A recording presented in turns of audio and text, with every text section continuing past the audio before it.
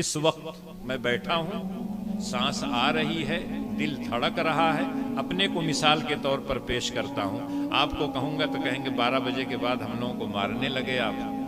تو اگر میری سانس اس وقت رک جائے، قلب کی دھڑکن اس وقت رک جائے، تو جو کچھ میرے پاس ہے میرا نہیں، اب وہ میرے وارث کا ہو جائے۔ تو سب سے پہلے جو چیز انسان کا ساتھ چھوڑتی ہے وہ ہے ماں کی۔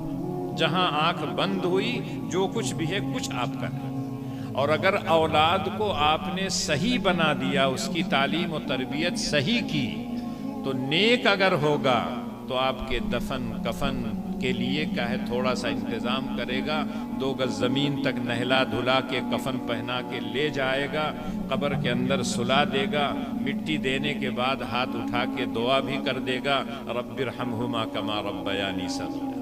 لیکن اگر وہ اولاد نیک نہ ہوئی، صالح نہ ہوئی، تو آپ یقین کیجئے کہ آپ دنیا سے چلے جائیں گے، اور جب آپ چلے گئے آپ کو تو نہیں معلوم، لیکن جو لوگ رہیں گے جب اس کو اطلاع دیں گے تو کہے گا جو خرچہ ہے وہ ہم کو بنا کے لسٹ دے دیجئے، پیسہ ہم دے دیں گے۔ کیا اس باپ کا اتنا ہی حق ہے جو ماں 9 مہینے اپنے پیٹ میں رکھا ہے تمام مشقتوں کے ساتھ؟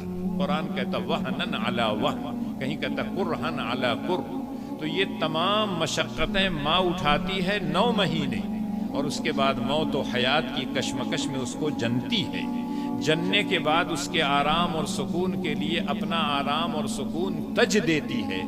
کیا وہ ماں صرف اس لائق ہے کہ کفن کا کپڑا آپ خرید کے دے دیں، صابن خرید کے دے دیں، عطر خرید کے دے دیں، لوہبان خرید کے دے دیں، اور کہیں کہ لے جاؤ ان کو دفن کر دو؟ اس ماں کے پیروں کے نیچے جنت ہے۔ یہ کہاں سکھایا جاتا ہے؟ اسی طرح کے مدارس میں سکھایا جاتا ہے۔ اسی طرح کے علماء سکھاتے ہیں کہ ماں کی قدر و قیمت کتنی ہے، اس کو تم سمجھو۔